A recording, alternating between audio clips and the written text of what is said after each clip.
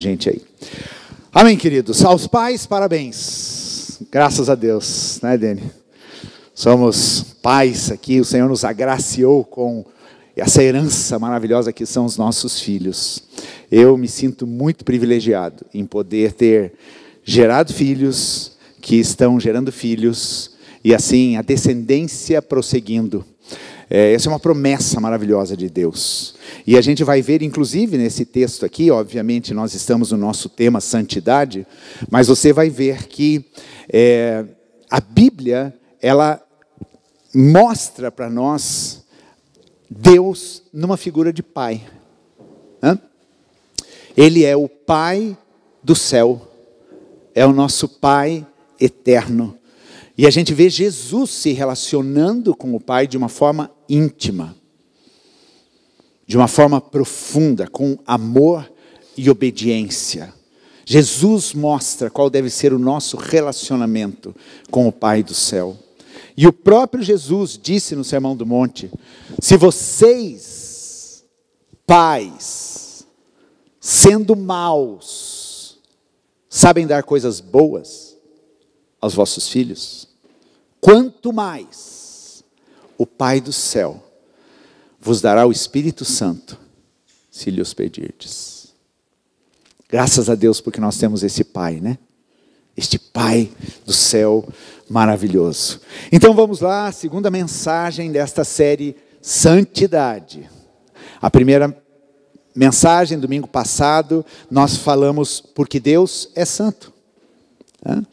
E hoje nós vamos inverter a ordem, né, do versículo, porque o versículo que nós lemos semana passada, lá em Levítico, e que se repete em vários textos da Bíblia é: sejam santos porque eu sou santo, porque o Senhor é santo, porque Deus é santo.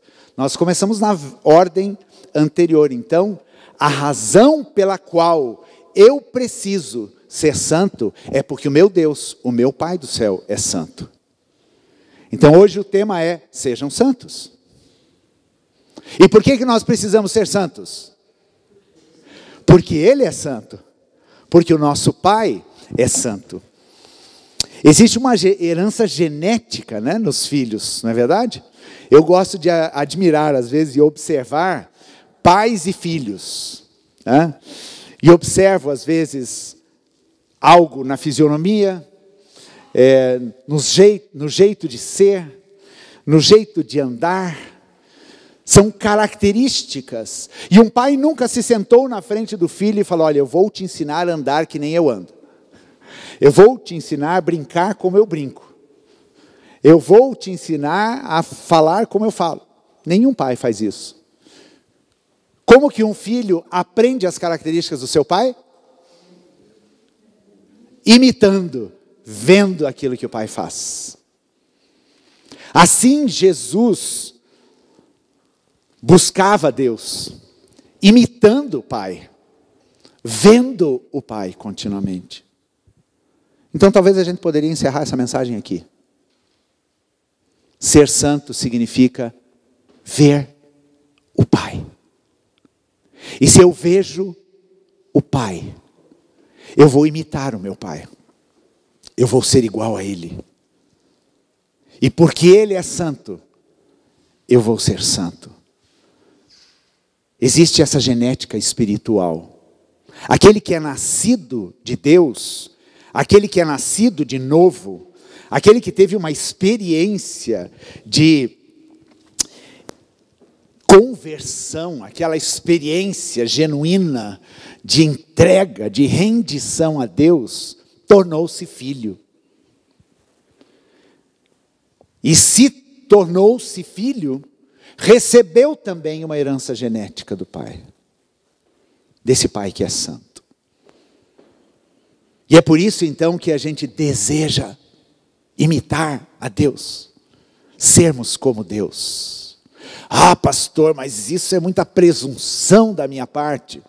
É presunção da parte de um filho querer imitar o seu pai? Querer ser igual a ele? Está aqui meu paizinho, 97 anos. Eu estou há 59 comemorando o Dia dos Pais com ele. E existem muitas coisas na vida dele que eu sempre admirei. E eu sempre imitei e eu sempre busquei. Então assim deve ser o nosso relacionamento com o Pai do céu. Eu quero ler com vocês uma passagem que está lá em 2 Coríntios capítulo 6, verso 14.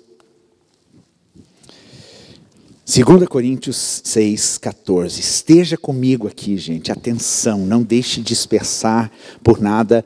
Esse texto eu vou me deter num ponto dele. Mas olhem o que Paulo está dizendo. A Adriana acabou de citar aqui que o apóstolo Paulo fala muito sobre santidade. E é verdade. É difícil até a gente eleger quais os textos que a gente vai usar aqui nessas palavras, porque são muitos textos que falam sobre santidade na Bíblia. Paulo dizendo aqui aos santos que viviam na cidade de Corinto e eram membros da igreja de Corinto: não se ponham em julgo desigual com os descrentes. Como pode a justiça ser parceira da maldade? Como pode a luz conviver com as trevas? Que harmonia pode haver entre Cristo e o diabo? Vai respondendo essas perguntas aí. Como alguém que crê pode se ligar a quem não crê? E que união pode haver entre o templo de Deus e os ídolos? Pois somos o templo do Deus vivo. Como ele próprio disse: habitarei e andarei no meio deles, serei o seu Deus, e eles serão o meu povo. Portanto, afastem-se e separem-se deles, diz o Senhor. Não toquem em coisas impuras, e eu os receberei. Eu serei seu pai, e vocês serão meus filhos e minhas filhas, diz o Senhor Todo-Poderoso. Amados, visto que temos essas promessas, purifiquemo-nos de tudo que contamina o corpo ou o espírito, tornando-nos cada vez mais santos, porque tememos a Deus. Gente, uma dica de leitura bíblica. Se a gente tivesse parado no verso 18 do capítulo 6, a gente perderia a conclusão desse argumento de Paulo aqui. Quando ele diz: purifiquemo-nos de tudo que contamina o corpo ou o espírito, porque Deus, o nosso Pai, não vai habitar no meio de um povo impuro. Porque um crente não tem parte com o descrente. Porque o templo de Deus não tem nada a ver com os ídolos. Porque a justiça de Deus não tem nada a ver com a injustiça humana. Porque a luz não tem nada a ver com as trevas. Por isso sejam santos. E essa expressão, nos textos que aparecem na Bíblia, sejam santos, ou sede santos, porque eu sou santo, ou porque o Senhor nosso Deus é santo, está num verbo imperativo. Eu gosto de investigar a gramática, porque a gramática nos fala de muitas coisas, né? Você usa um verbo imperativo quando? Quando você quer o quê? Dar uma ordem. O verbo imperativo, eu sempre digo, não é um verbo para se questionar, é um verbo para se obedecer. Então, porque Deus é santo, a minha postura deve ser de ser santo. Isto é uma ordem. Porque tem a ver com o Pai, tem a ver com a minha identidade com o Pai. Semana passada eu citei aquele texto de Isaías capítulo 6, que é aquela visão maravilhosa que Isaías tem quando ele está no templo. É maravilhosa e aterradora ao mesmo tempo, porque ele vê o templo cheio de fumaça, ele vê os serafins, né, ali, a glória de Deus sendo manifestada, e aqueles serafins declarando: santo, santo, santo é o Senhor dos exércitos. E Isaías, um mortal, ele está diante daquela grandeza, daquele poder, daquela majestade, diante da santidade de Deus. E olha aqui o que ele fala, a reação do profeta, quando ele presencia essa manifestação da glória. Então um dos serafins voou em minha direção, trazendo uma brasa ardente que ele havia tirado do altar com uma tenaz. Tocou meus lábios com a brasa e disse: veja, essa brasa tocou os seus lábios, sua culpa foi removida e seus pecados foram perdoados. Isso porque a resposta de Isaías diante desta grandeza de Deus é: eu sou um homem indigno e impuro, e habito no meio de um povo de impuros lábios. Ele estava se consumindo ali com o seu pecado. E daí um dos serafins pega uma brasa viva que estava no altar e toca os lábios de Isaías e diz: agora os seus lábios estão puros para ser um profeta de Deus. Esta é a reação que nós precisamos ter quando a gente vai até a glória de Deus. Estou perdido, Isaías disse. Estou perdido. O que fazer diante dessa grandeza? Sabe por que muitas vezes nós não temos consciência, convicção do nosso pecado? E por que não nos quebrantamos diante de Deus? Porque a gente não se aproxima dessa santidade, dessa glória. E daí a gente acha que está tudo bem. E a gente vai acolhendo coisas que desagradam a Deus. E coisas que os separam de nós. Lá em 2 Timóteo 2, 19 a 21, esse foi um texto que eu me lembrei nessa madrugada. E olha o que Paulo fala aqui para Timóteo. Paulo vem exortando Timóteo a ser um obreiro aprovado, a poder viver uma vida pura, a não se contaminar, a fugir das impurezas, fugir do pecado. E agora no verso 19 ele diz assim: mas o firme alicerce que Deus colocou não pode ser abalado, e sobre esse alicerce estão escritas estas palavras: o Senhor conhece as pessoas que são dele. Gente, isso aqui sempre me impactou. O Senhor sabe quem é dele. O Senhor sabe aqueles que lhe pertencem. O Senhor sabe aqueles que têm a marca, o penhor. E também continua: toda pessoa que diz que pertence ao Senhor, precisa, o quê?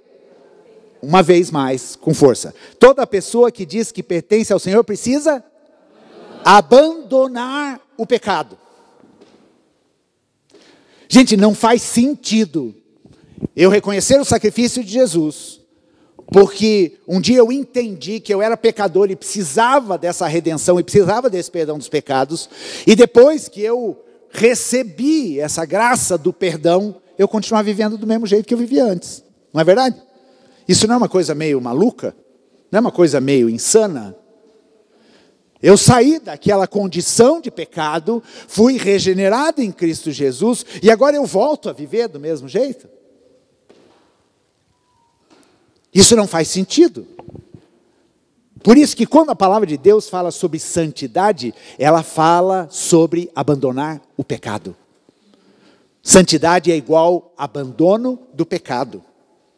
Santidade é fugir de toda impureza. Santidade é não fazer pactos e alianças com aqueles que não creem no mesmo Deus que você crê.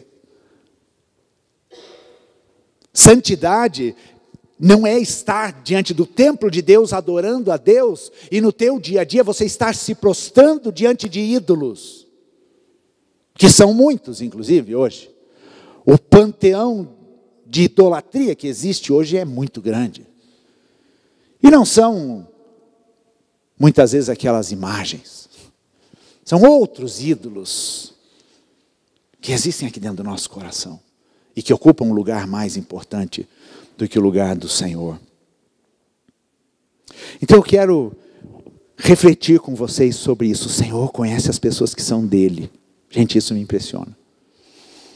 Mas ele diz: toda pessoa que diz que pertence ao Senhor abandona o pecado. Está entendendo a mensagem aqui? O Senhor conhece porque Ele é soberano. Eu não posso enganar Deus, gente. Eu não posso vestir a roupa de ver Deus no domingo e imaginar que Deus não está nem aí com o que eu fiz ontem, ou o que eu fiz essa semana. Ele conhece. Quando a gente pisa aqui nesse lugar para adoração, ou quando a gente vai para a presença de Deus buscá-lo, Ele conhece muito bem. E sabe tudo aquilo que a gente faz. Agora, se eu digo que eu pertenço ao Senhor, eu preciso fazer uma coisa na minha vida, que é abandonar o pecado. E a gente precisa ir até a última gota de sangue nessa luta. O apóstolo Paulo fala sobre isso. A salvação é de graça. Mas o assemelhar-se ao Pai, existe um preço, uma busca. Existe um posicionamento. Quero falar rapidamente sobre o princípio da santidade. Já falei algumas coisas. Mas na cultura judaica, eles eram um povo muito, que tinham muito forte o conceito da pureza. Certo? E isso tudo vem da lei de Deus. E é por isso que eles tinham hábitos de purificação de todas as coisas. Até hoje o judeu tem isso. Eles não podem comer determinados tipos de alimento.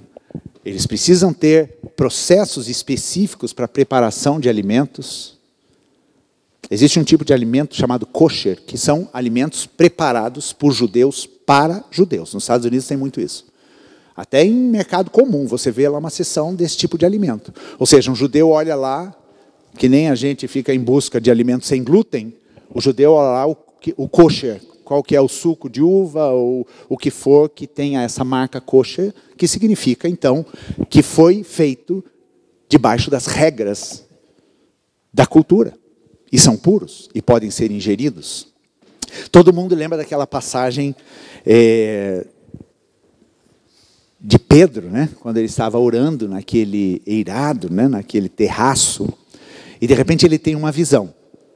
Que visão ele tem? De um lençol. E o que tinha dentro desse lençol? Pedro estava com fome, detalhe.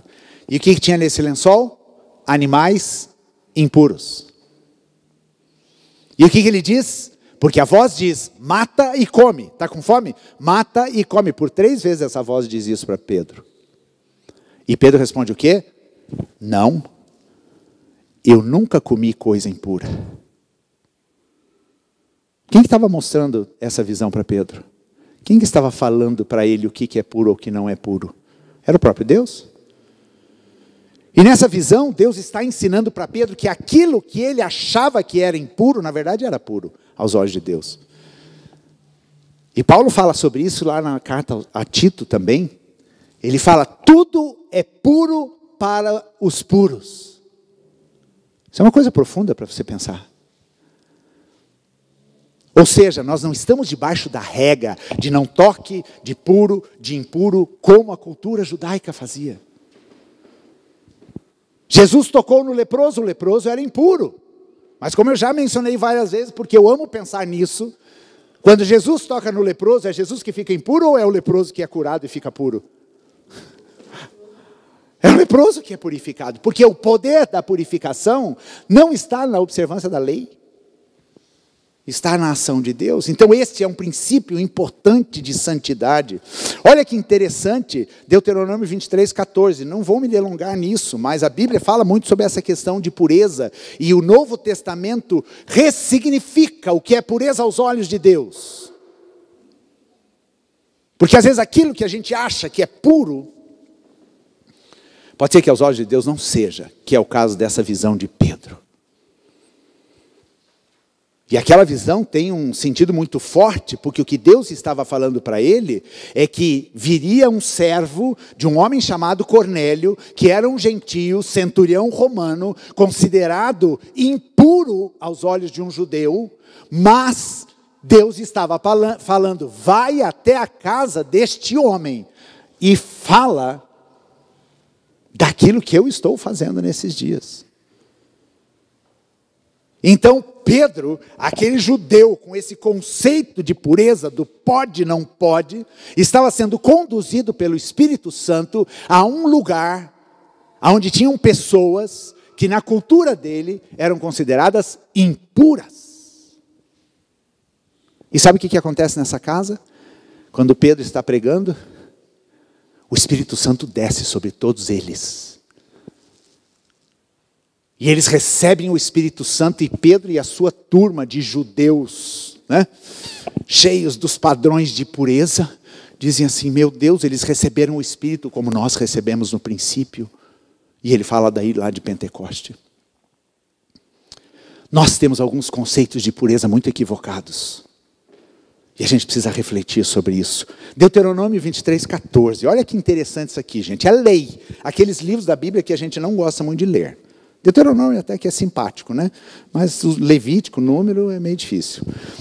O acampamento deverá ser santo. Deus falando por meio de Moisés para o povo. O acampamento deverá ser santo, pois o Senhor, seu Deus, anda no meio dele para proteger vocês e derrotar seus inimigos. Cuidem para que ele não veja em seu meio qualquer coisa vergonhosa e se afaste de vocês. Gente, olha que isso era uma lei. E um pouco antes, no verso 13, sabe o que vai dizer? Deus vai dizer para o povo aonde eles deveriam defecar. E não podia ser num lugar que tornasse o acampamento impuro.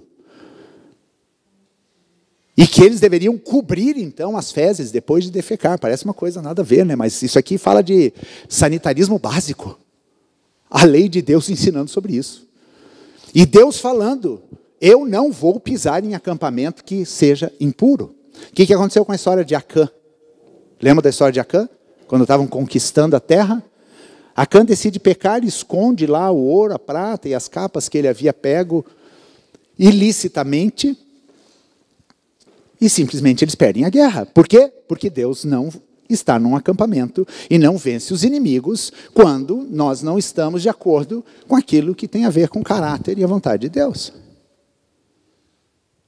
Agora pense no que é santidade e aplique isso para a sua vida, como se a sua vida fosse o acampamento de Deus, ok?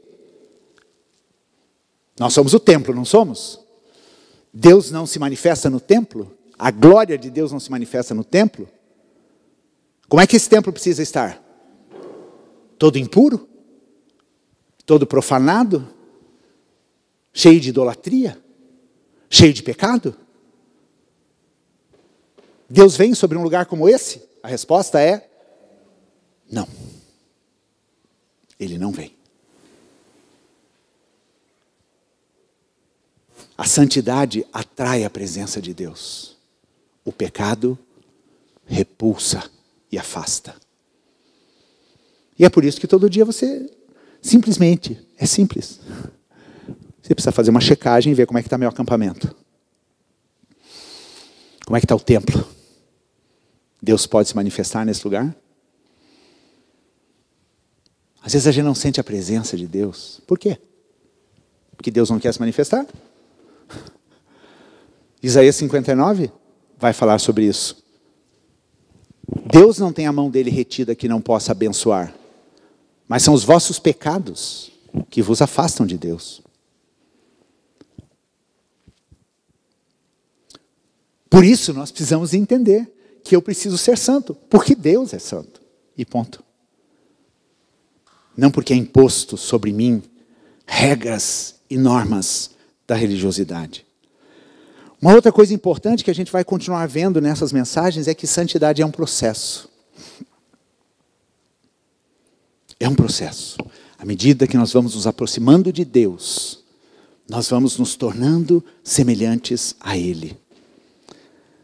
Nesse texto que nós lemos lá, Mel, você pode colocar, por favor, o 7:1 de 2 Coríntios? Olha o que ele diz aqui. 2 Coríntios 7:1. Amados, visto que temos essas promessas, purifiquemo-nos de tudo que contamina o corpo ou o espírito, fazendo o quê? Tornando-nos cada vez mais santos. Aqui está dizendo que a caminhada de santidade é um processo, é um aprendizado. Nós somos transformados gradativamente nessa santidade. Deus não nos repele, Deus não nos julga, Deus não nos espelhe da presença dele, mas ele vai requerendo que a gente vá crescendo e nos tornando cada vez mais santos e mais parecidos com ele. É a mesma coisa se nós compararmos com o aprendizado de uma criança. A criança não vai aprendendo preceito por preceito. Você começa já a falar sobre matemática financeira ou sobre maturidade espiritual com uma criança de 2 anos de idade? Não, porque ela está num processo de aprendizado. Assim é Deus conosco. Certamente você já experimentou na sua vida que tem algumas áreas que Deus vai mexer em momentos específicos, quando você tem maturidade para lidar com aquilo. E quanto mais nós vamos nos aproximando da luz, quanto mais nós vamos caminhando nessa maturidade, nós já nos tornamos como filhos adultos. E esse é o nosso objetivo. O objetivo da santidade é nos tornarmos filhos maduros. Existem 2 palavras no grego para falar sobre filho. Uma delas é aquele filhinho que balbucia palavras, uma criancinha. Outra é um filho maduro, a quem pode se confiar responsabilidades. E Paulo vai dizer lá em Efésios, que nós temos que nos tornar um filho maduro, que é a medida da estatura do varão perfeito, que é quem? Jesus Cristo. Jesus é a minha referência de filho. Agora, uma criança, ela passa por um processo natural de crescimento, não é verdade? E eu sempre digo isso quando eu falo com pais. Para uma criança de 3, 4, 5 anos, fazer gracinha, fazer aquelas baguncinhas, falar coisa errada, é bonitinho, não é? É fofinho. Por quê? Porque eles estão no processo, eles estão aprendendo. Agora, um adolescente fazer uma coisa que uma criança de 5 anos faz, é bonitinho. Agora, um adulto fazer aquilo que um adolescente faz, é bonitinho. Existe um tempo, e nós precisamos checar a nossa vida. A Adriana falou que são 34 anos de caminhada com Jesus. 10 anos a menos que eu. Né? Já estou 10 anos, então quer dizer, mais responsabilidade, né? São 10 anos mais caminhando com Jesus. Então, nesta caminhada, eu vou usar a Adri aqui como exemplo, 34 anos, a Adriana hoje, ela não pode mais agir como ela agia há 30 anos atrás na vida dela com Deus, não é verdade, Adri? Você conhece enxergar aquela Adriana lá? Você consegue ver aquela Adriana? Deus me livre, né? Não é verdade? Mas por quê? Preceito sobre preceito. Olha o que Paulo fala lá em 2 Coríntios 3, 16 a 19. Contudo, sempre que alguém se volta para o Senhor, o véu é removido. Ele está falando aqui do véu da lei, que as pessoas, o povo da cultura judaica, eles liam a lei, mas eles tinham um véu que cobria, porque a glória de Deus, quando se manifestava ali, ela esvanecia. Então eles tinham que cobrir a cabeça com o véu. E Paulo agora está dizendo que esse véu é como se fosse uma cortina de fumaça, que impede você de enxergar verdadeiramente a lei de Deus e quem Deus é. Então, o entendimento real da lei, uma pessoa e um judeu só pode ter depois que ele tem os seus olhos abertos por Jesus Cristo. Senão ele vai ficar na coisa do preceito, do puro, do impuro, da coisa do legalismo, da religiosidade, daquela religião pesada e sem sentido. Então, agora que o Senhor está removendo e removeu o véu, olha o que acontece, verso 17. Pois o Senhor é o Espírito, e onde está o Espírito do Senhor, ali há liberdade. Portanto, então onde está o Espírito de Deus, o véu já foi removido dos seus olhos, o Espírito de Deus age na sua vida, Ele é a habitação, ou melhor, você é a habitação dEle, o Espírito de Deus está nesse templo que se chama você. Portanto, então, todos nós, dos quais o véu foi removido, podemos ver e refletir a glória do Senhor, e o Senhor, que é o Espírito, nos transforma. Como? De sopetão assim? De uma vez por todas? Nos transforma gradativamente a sua imagem gloriosa, deixando-nos cada vez mais parecidos com Ele. Gente, isso é maravilhoso, não é? eu não teria estrutura para lidar com muitas questões na minha vida lá atrás. Esse é o Pai de amor, que vai ensinando, pouco a pouco. Mas Ele não vai deixando de nos ensinar. E Ele não vai deixando de dizer, deixem eu realizar essa obra, para que vocês se tornem parecidos gradativamente. Então, sabe como deve ser a vida do cristão? Deve ser assim. Eu olho para o meu dia de ontem e penso, hoje eu estou mais parecido com Jesus do que eu estava ontem. Ou do que estava antes de ontem, ou do que estava uma semana atrás. E isso faz você se posicionar diante de situações na sua vida que precisam ser extirpadas.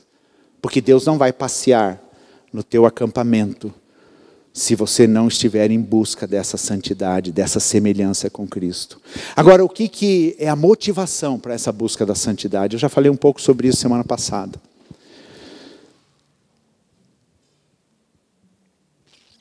Põe o verso 1, capítulo 7 de 2 Coríntios, por favor, de novo, Mel. Olha como ele começa esse texto.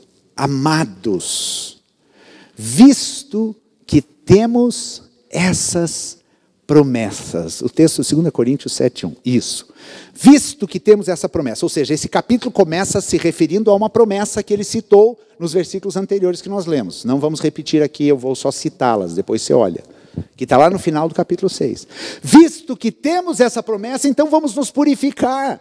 Vamos buscar a Deus. Então a primeira motivação que eu preciso ou devo ter para buscar a santidade é para eu poder experimentar as promessas de Deus. Quem aqui quer receber todas as promessas que Deus tem para a sua vida? Eu quero, todas, absolutamente. Então isso deve ser o que me motiva à pureza.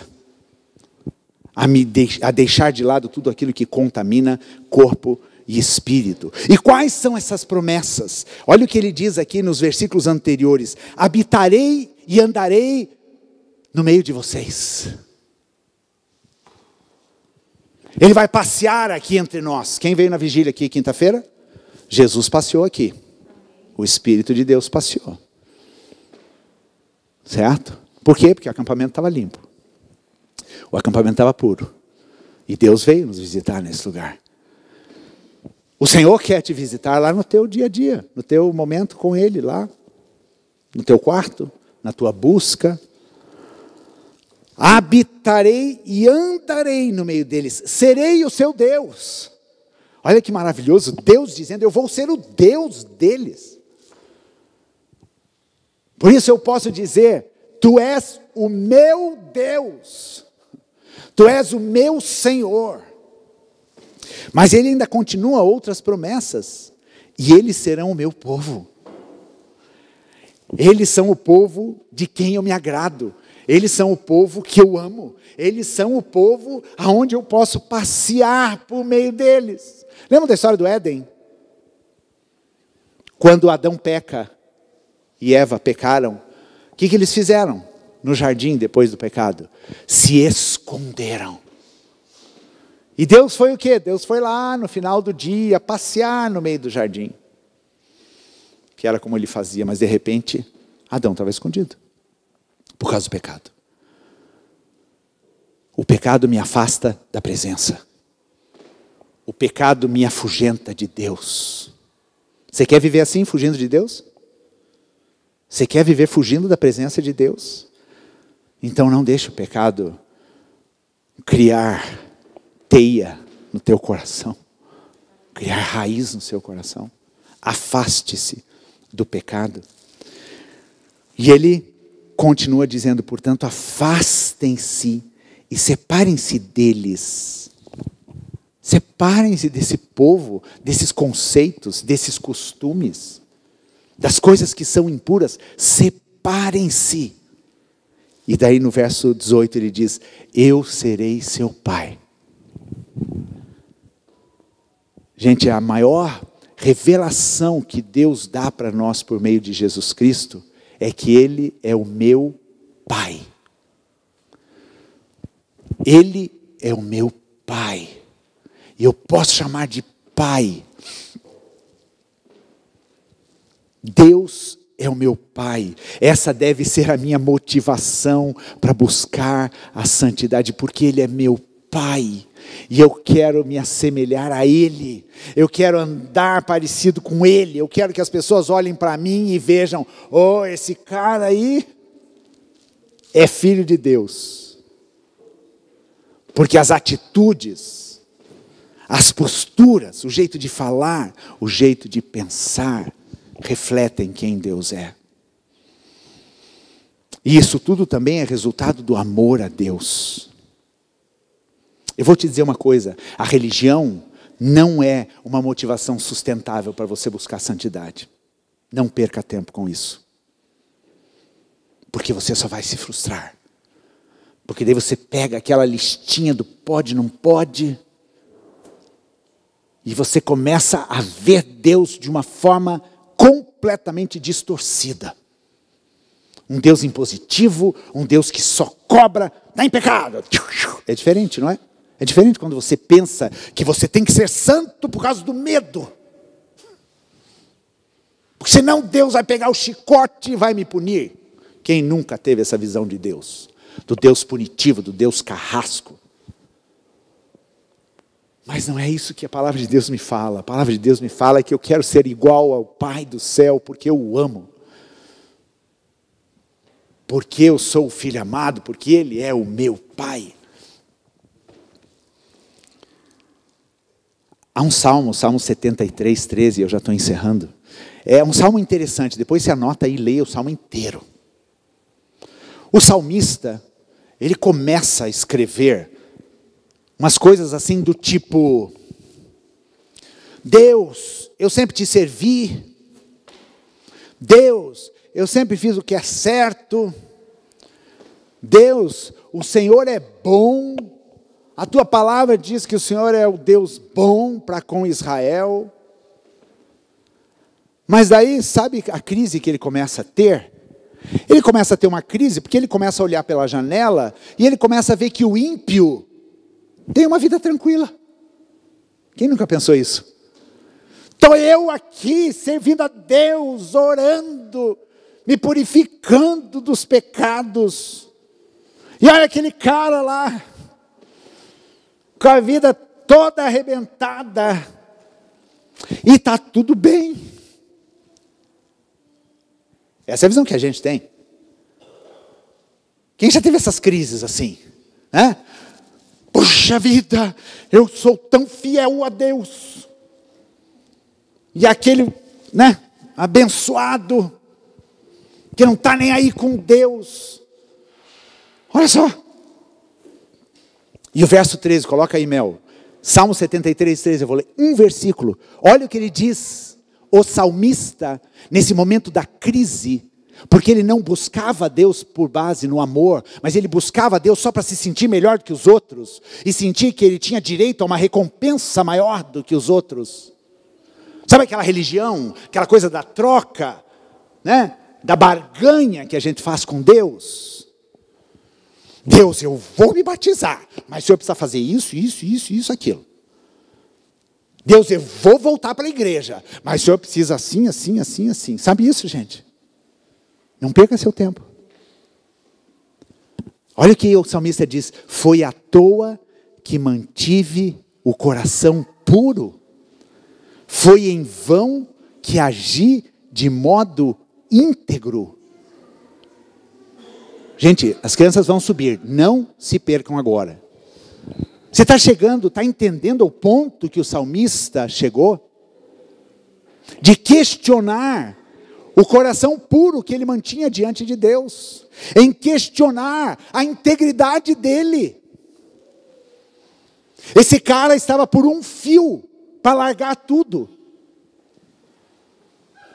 Esse salmista estava por um fio de abandonar tudo aquilo, porque ele disse aqui: não vale a pena.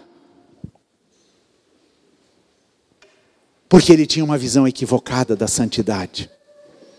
Ele não estava fazendo isso por amor a Deus.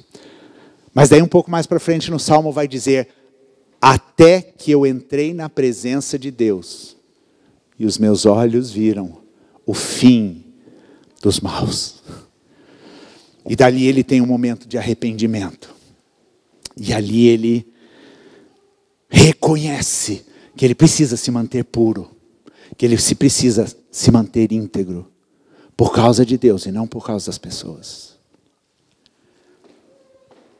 E por fim, a última motivação para buscarmos a santidade está lá em 1 Tessalonicenses 4:3, que é o nosso texto aqui, né, o texto base para esse mês. Olha o que diz ali: a vontade de Deus é que vocês vivam em santidade. Qual é a vontade de Deus? Muito sem convicção, está aí no texto, é só ler. Qual é a vontade de Deus? Então você repete assim comigo: eu sei que a vontade de Deus é que eu seja santo, porque isso agrada a Deus. Por isso mantenham-se afastados de todo pecado. E daí Paulo vai citando, isso aqui é texto para uma outra mensagem. Mas porque é a vontade de Deus. Quem quer agradar a Deus? Supostamente todos nós devemos querer agradar a Deus. Então, se você quer agradar a Deus, faça aquilo que é a vontade dele para a tua vida. Seja santo, porque ele é santo. Eu quero te convidar a ficar em pé agora. As crianças já chegaram, nós já estamos encerrando. E a gente vai cantar um trecho dessa canção que nós cantamos no tempo do louvor. E eu quero que você pense o seguinte: o quanto você tem desejado essa santidade na sua vida. Pense o que te motiva a buscar a santidade de Deus. Dá uma olhada para a sua vida agora, feche seus olhos, não despecem com as crianças, gente. Criança é criança. Pais, ajudem a controlar o que for possível. Feche os seus olhos. E eu te pergunto, como é que está seu acampamento aí dentro? Como é que está esse templo? Esse templo está digno do Senhor? Existe um caminho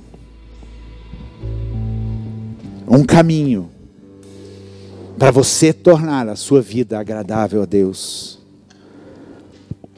E este caminho é buscar aquilo que Deus busca. Esse caminho é ser como Deus é. Se Deus ama a pureza, você e eu devemos amar a pureza também. Se Deus tem como o maior atributo dele a santidade, eu devo ter na minha vida também esse atributo. A palavra de Deus é muito clara. Portanto, purifiquem-se. Purifiquem-se dos seus pecados. O sacrifício já foi oferecido. O sangue já foi derramado. Eu preciso ir em humilhação, confessar o meu pecado e me arrepender diante de Deus. E dizer para o Senhor: Pai, eu quero ser santo, como o Senhor é santo. Isso não é uma imposição da religião. Isso não deve ser um peso que você carrega.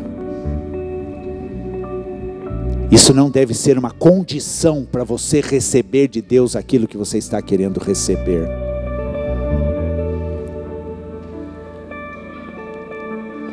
O desejo pela santidade deve ser movido pelo amor, pelo desejo que um filho tem de imitar o seu pai e de ser igual a ele. Que você se sinta abraçado pelo Senhor nessa manhã. A gente vai cantar o refrão dessa música, Te Conhecer, porque é isso que a gente precisa.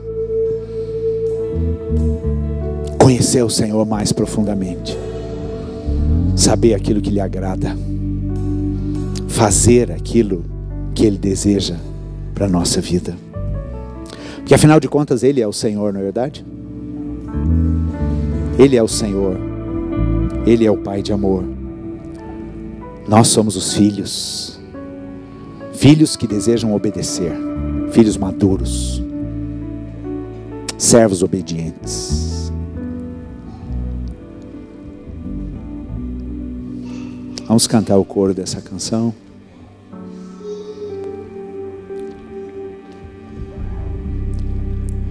Te conhecer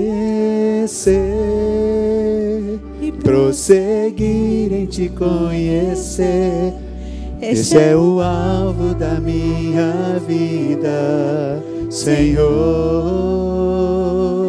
Te conhecer e prosseguir em te conhecer, é tudo que eu quero pra minha vida, Senhor. Te conhecer e prosseguir em te conhecer, este é o alvo da minha vida, Senhor. Te conhecer e prosseguir em te conhecer, é tudo que eu quero pra minha vida, Senhor. Eu quero te ver como nunca te vi, tocar-te, sentir tuas mãos me tocar. Gosto fazer em mim o que tens que fazer. Quero ser segundo teu coração. Te conhecer e prosseguir em te conhecer, este é o alvo da minha vida, Senhor. Te conhecer e prosseguir em te conhecer, é tudo que eu quero pra minha vida, Senhor. Este é o alvo da minha vida, Senhor. Tudo que eu quero pra minha vida, Senhor. Se você deseja tomar um posicionamento diante do Senhor nessa manhã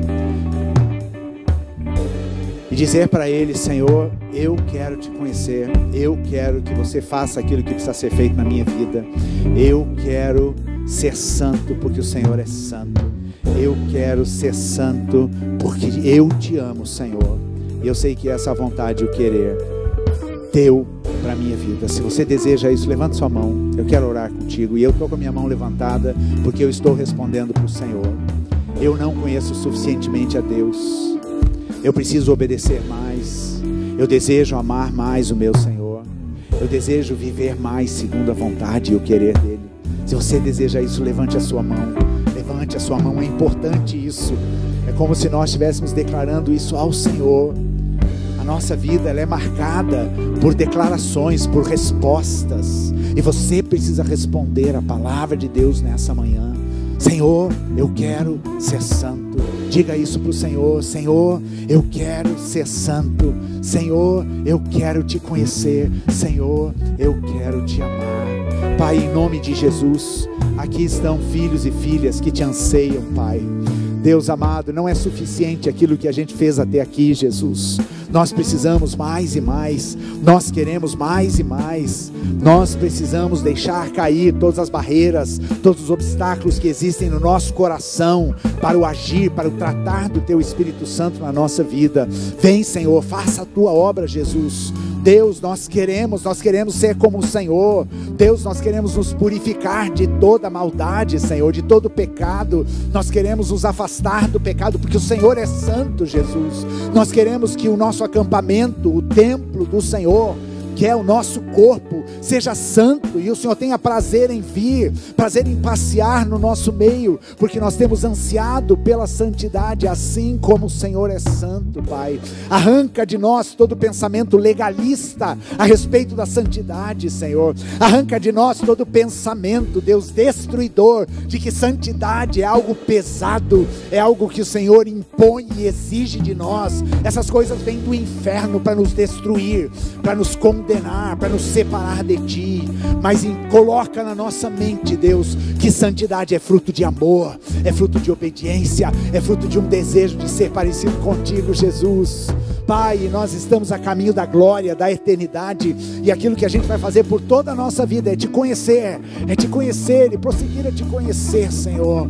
Deus amado, que esse seja o desejo, que esse seja o anseio, que esse seja o alvo da nossa vida, em nome de Jesus. Amém. Mantenha o seu olho fechado ainda, porque eu quero te dar a oportunidade, se porventura você se sente tão distante disso, talvez seja porque você não entregou a sua vida ao Senhor de uma forma plena, completa, porque você não entendeu a mensagem do Evangelho, de rendição, de clamar ao Senhor, de confessar o seu pecado e de pedir: Senhor, eu me arrependo, eu quero que a minha vida seja mudada, eu quero que minha vida seja transformada, eu estou perdido, eu sou impuro e habito no meio de um povo impuro, toca os meus lábios, me purifica, me salva. A experiência do novo nascimento é uma experiência do nascer para o reino de Deus, nascer para Deus. E quando nós nascemos para Deus, Ele impõe no nosso coração a obediência, o amor, o desejo intenso por Ele. Se você nunca fez essa decisão, ou talvez a tua vida não tenha correspondido a essa decisão que você tem tomado, eu quero te dar uma oportunidade nessa manhã para você reforçar, ou talvez você tomar essa atitude pela primeira vez. Diga isso para o Senhor. Nós não estamos brincando aqui de religião. Eu não estou falando de algo que diz respeito a uma instituição humana. Eu estou falando da tua eternidade com o Senhor, ou então longe dele. E disso depende a sua entrega, disso depende a sua confissão. A palavra de Deus diz: se com a tua boca confessares Jesus como Senhor, e no teu coração creres que Deus o ressuscitou dentre os mortos, você vai ser salvo. E eu quero te dar essa oportunidade nessa manhã, de você declarar com os teus lábios, de você responder com a sua boca e dizer: Jesus, seja Senhor da minha vida. E se você quer fazer essa oração nessa manhã, e eu não vou insistir, porque é o Espírito Santo que te toca, e se você está sendo tocado pelo teu Espírito, se manifeste, levanta a tua mão, eu quero orar com você também. Levante a sua mão sem medo. Não importa o que você viveu até aqui, não importa os anos de religiosidade, não importa os enganos no qual você esteve envolvido, importa que hoje é o dia da oportunidade. Hoje é o dia da oportunidade. Levante a sua mão, receba Jesus como Senhor da tua vida. Pai, em nome de Jesus, eu oro por estes filhos e filhas que levantam as suas mãos agora. Pai amado, obrigado por esse privilégio. Deus, a tua palavra diz: se ouvirdes a voz de Deus hoje, não endureçam os vossos corações. Pai, vem e sela, Senhor. Sela, Deus, com o teu Espírito Santo essas vidas que confessam a Ti como Senhor, que creem no seu coração, em nome de Jesus. Pai amado, e que eles sejam abraçados pelo Senhor nessa manhã, acolhidos por esta igreja, amados por nós, Jesus, para que juntos nós possamos trilhar esta caminhada com o Senhor, em nome de Jesus. Amém. Amém. Se você